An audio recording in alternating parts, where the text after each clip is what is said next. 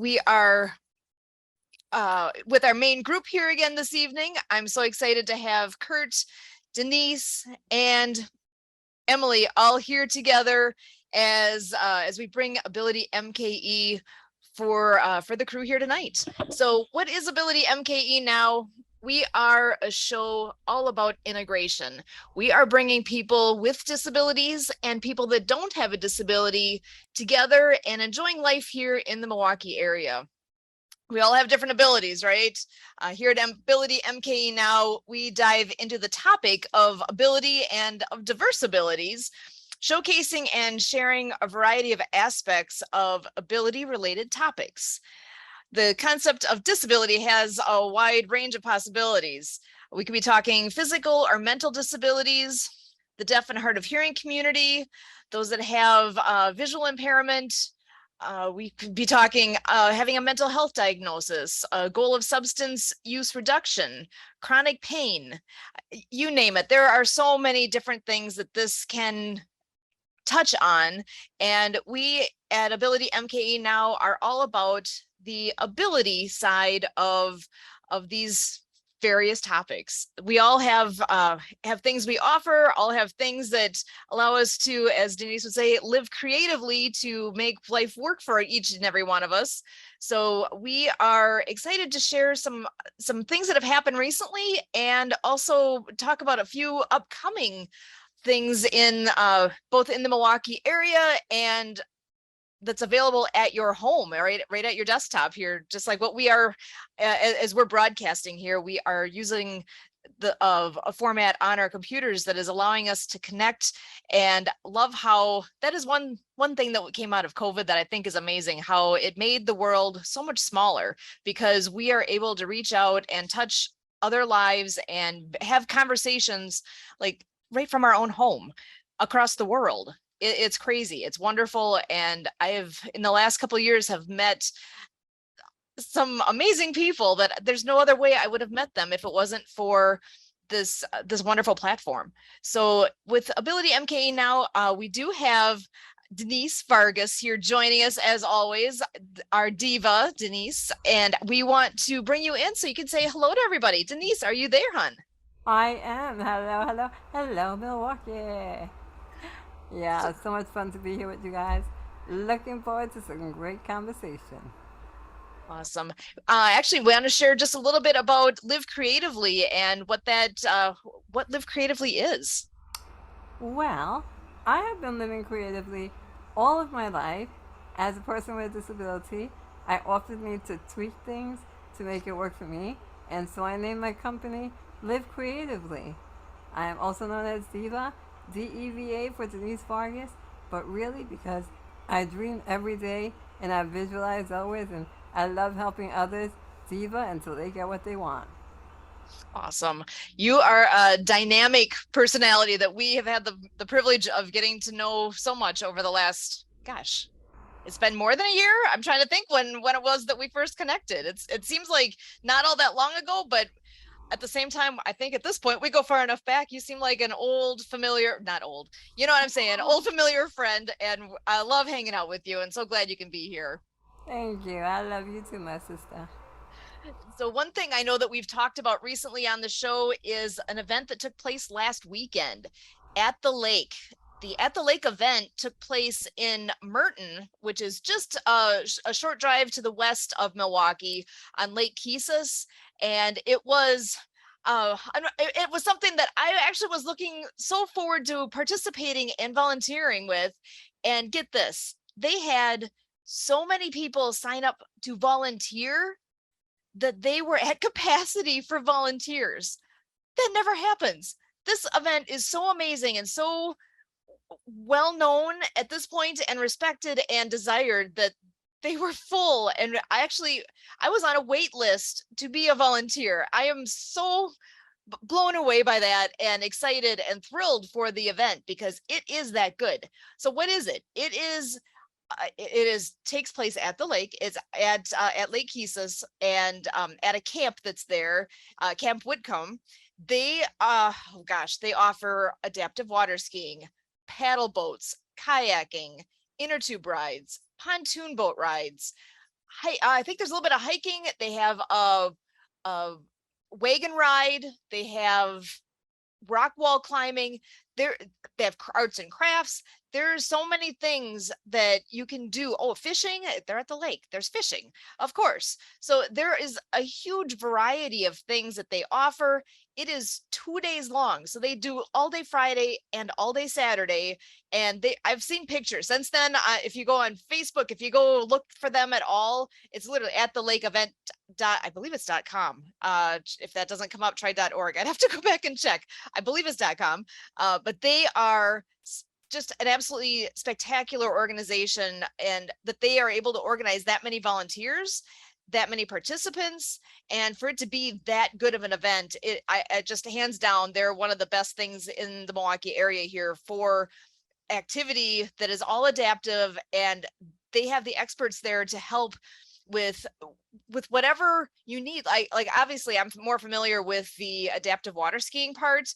They have so the part that you sit in is called a cage. They've got a variety of sizes of cages, and they have people there who are experts in seating and the mobile seating units, that they are there to make whatever adjustments are needed, whether it's padding or what you name it. They have the people with the know-how there to make it the best experience possible for all of their participants.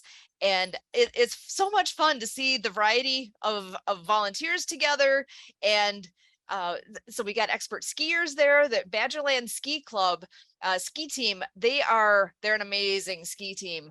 They have in the past been national champions in the show ski world. They actually, I think it was 2 weeks ago, I believe it was about 2 weeks ago, where they had national championship weekend for show skiing, and they competed at the national level. And it was a majority of the people there helping with the adaptive skiing piece was actually members of the Badgerland team, and they're fantastic. I can't say enough good things about what they do and what they accomplish with getting all the ski runs in that they do over the course of those couple of days. I'm sad I missed it. Turns out unfortunately I ended up out of town myself at a funeral. So even if I was able to volunteer, I would have been backed out anyway, because I had that to go to. So I wasn't going to miss that. Unfortunately, no, there was no way for me to be volunteering with this last weekend for at the lake. But again, look for it next year. I'm assuming it's gonna, it's so known at this point and has such a great footing with what the event is. I can only assume it will be ongoing into the future, and I look forward to seeing more info and finding out and signing up earlier next year so that I can actually be there, because it is so much fun.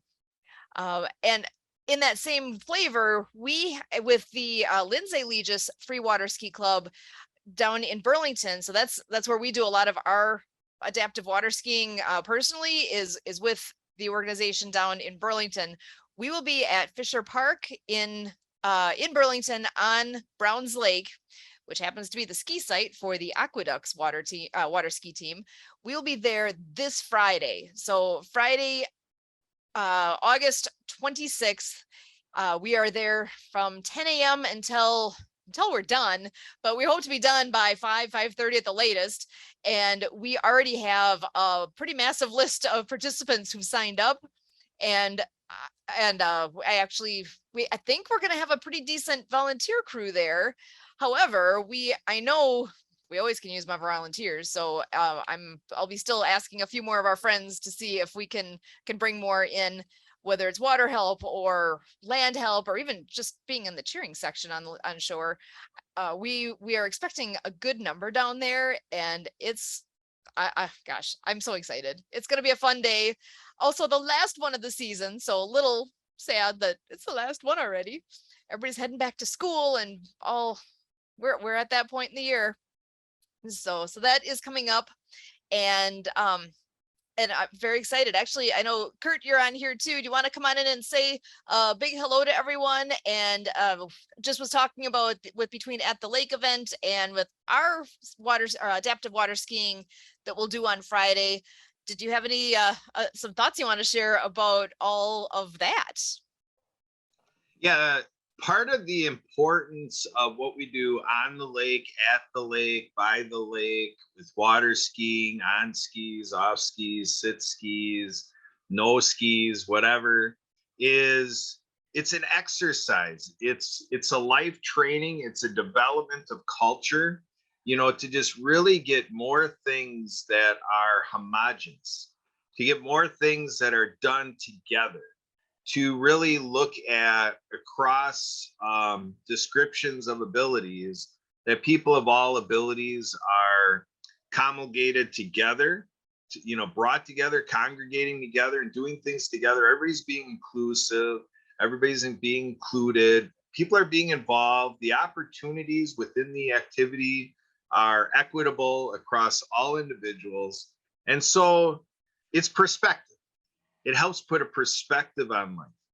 And so what I want to do, Denise, is we had a discussion that really got me thinking to take a deeper dive, to use this term of like being at the lake and, being around water and whatever, the idea of diving into the water. So I want to refresh the advocacy here by a little broad stroke of life. And you talk about 8 aspects of life that we can think of for personal development, personal improvement, to be coached on by a life coach like yourself.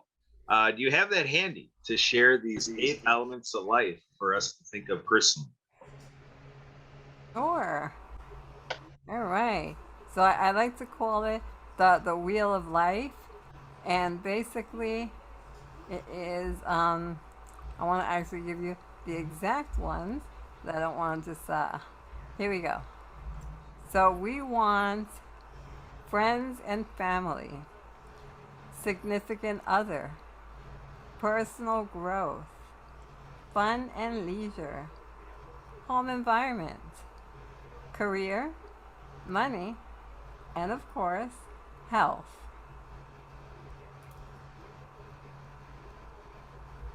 All right. So now, as we talk, the opportunity to water ski, or like I talked about, 60 partners in past shows.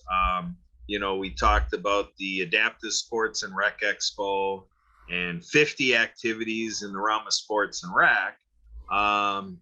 Denise, I think you really are getting us on a good trail here to really bring out and unpack more of the significance to why it's so important that we that are folks that don't identify with a disability to look at the importance in both directions.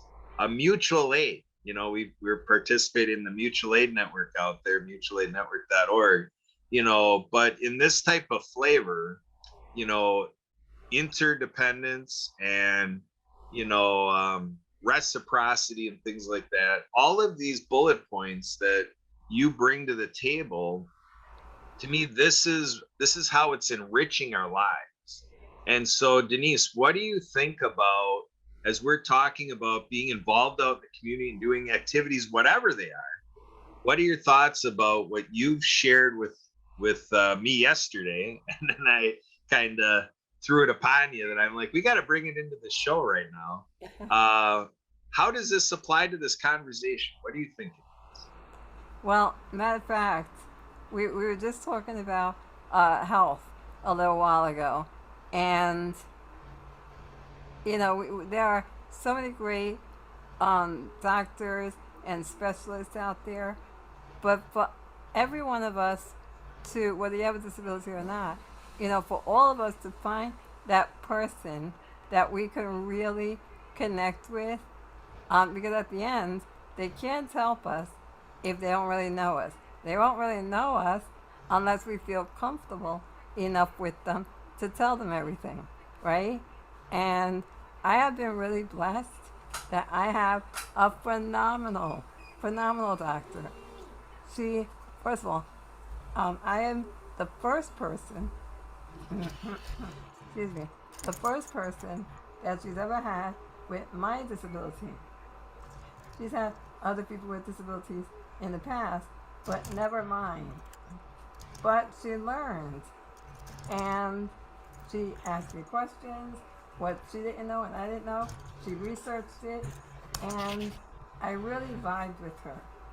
And because of that, we are able to speak freely with each other, and she really gives me the best care because I am so open with her. Because she got to know me. So that's one of the things I would say. Get someone that you really connect with. That does make a huge difference, doesn't it? I mean, Oh when you yeah. talk about that trust level, the trust factor, especially with somebody such as a doctor or healthcare provider of some sort, it really does. That matters. They, especially for someone that does have a disability, to be able to have that relationship where you can connect and you can, they can earn your trust. Because actually a quick story on my end here.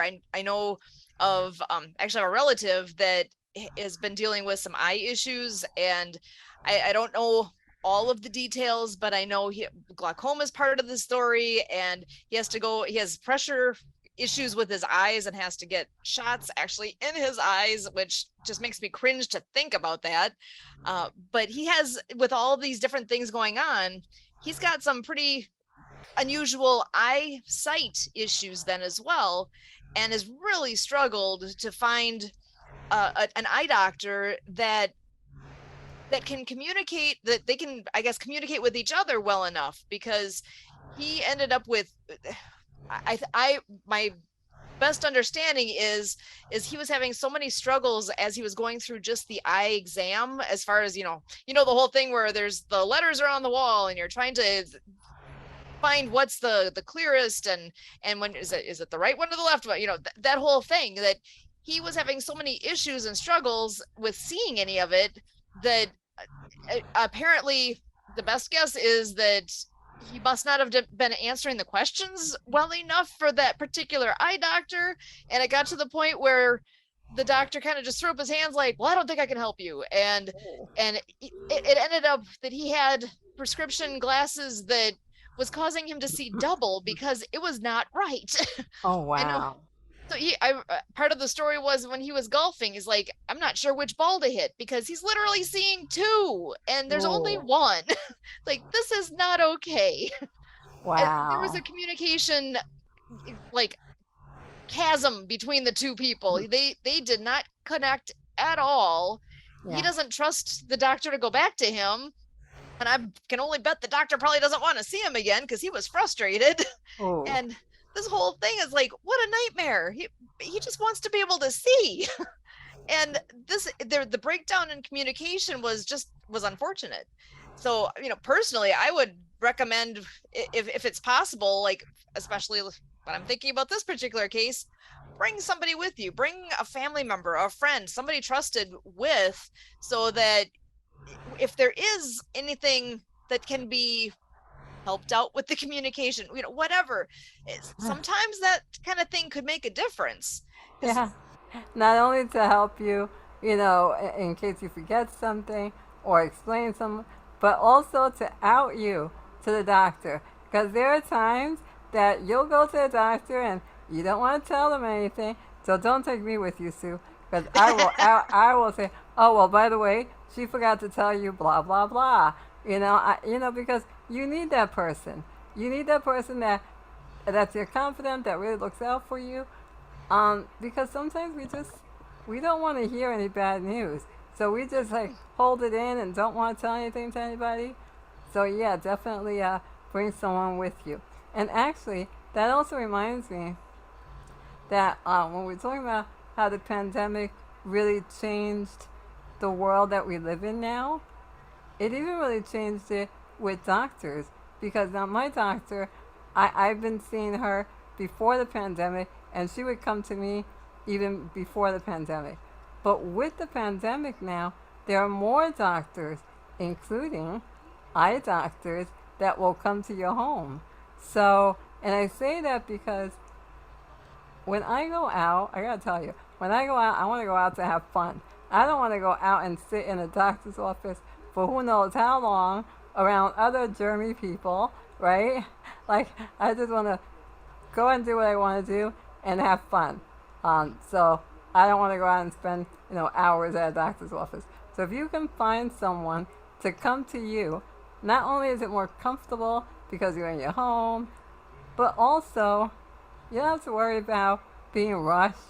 You're more relaxed. You're not maybe cold from that cold environment or what have you, just really comfortable. So I think that you'll open up more so to the doctors when you're in your environment.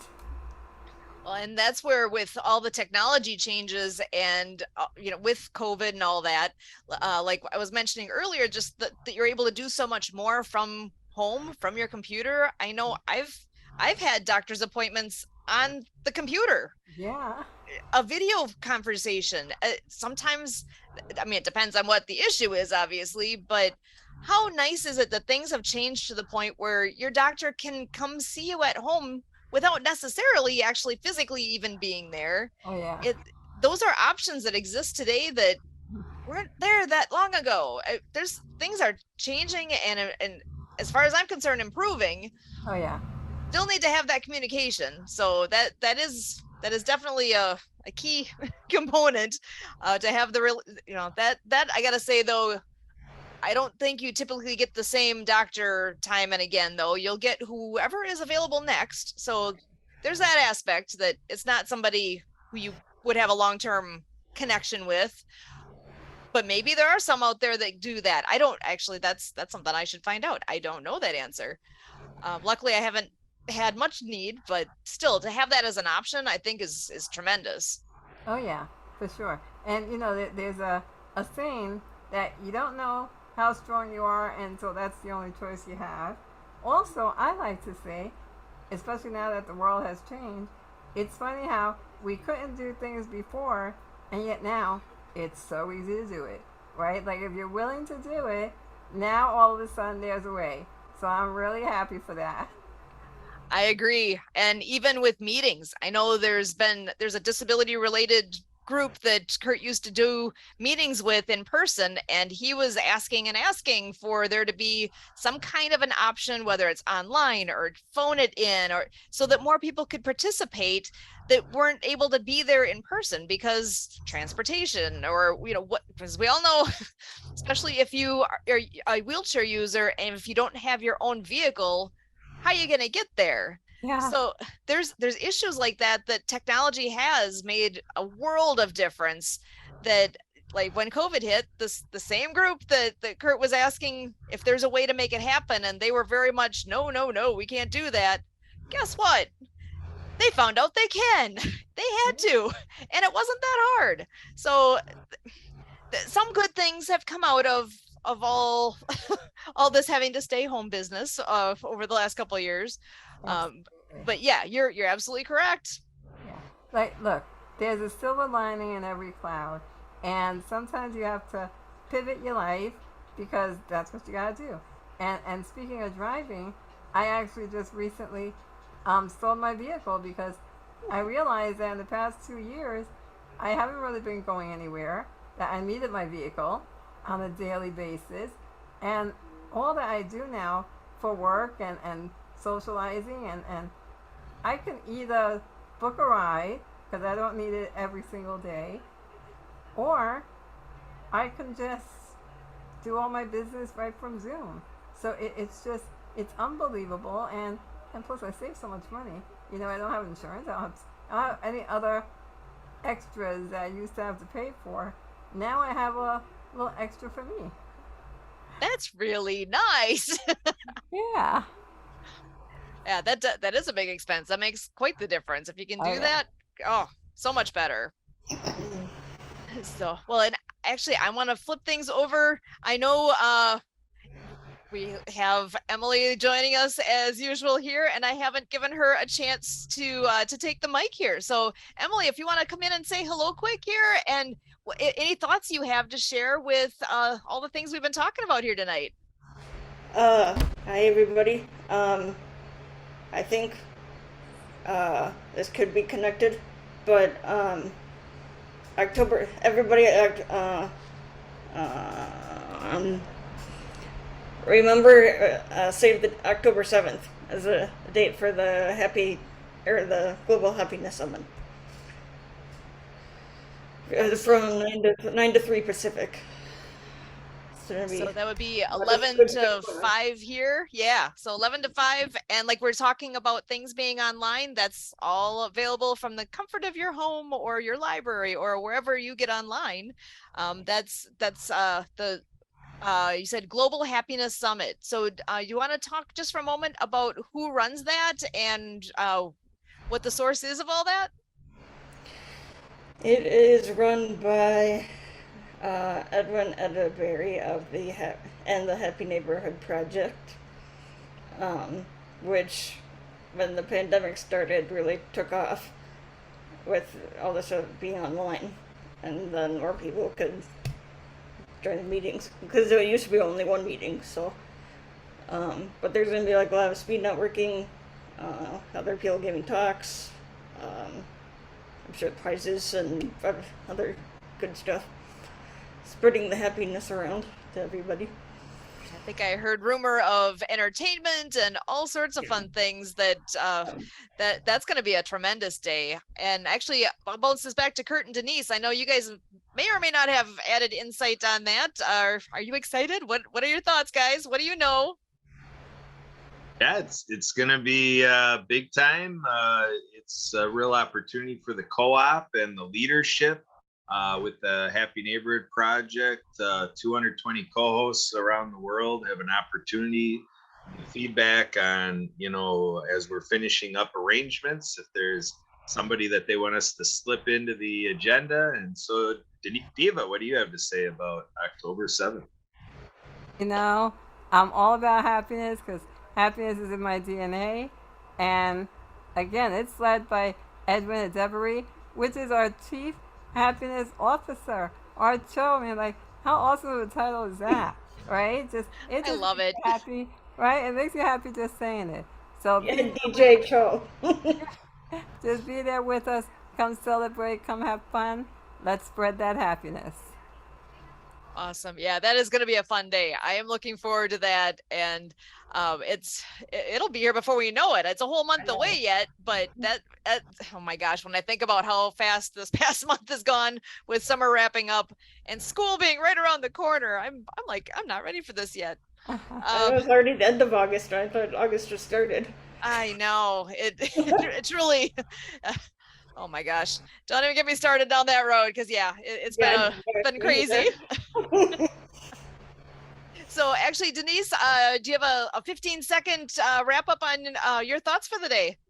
Hey, stay happy, stay positive, and always live creatively. Awesome. Thanks so much for being here, Denise. Kurt, do you have maybe 10 to 15 seconds yourself, sir? Well, let's just be an AbilityMKE Now. Thank you for everything that everybody is doing around Southeast Wisconsin and the Milwaukee marketplace, making it a very nice place here in Milwaukee for all of our residents and visitors that are people with disabilities. Back to you, Sue. Awesome. Well, I can't thank you guys enough. Emily, Denise, Kurt, we are so happy to be here. I'm so happy each of you are here for AbilityMKE Now and all the chit chat here about our all abilities. We are so happy to be here. We thank you.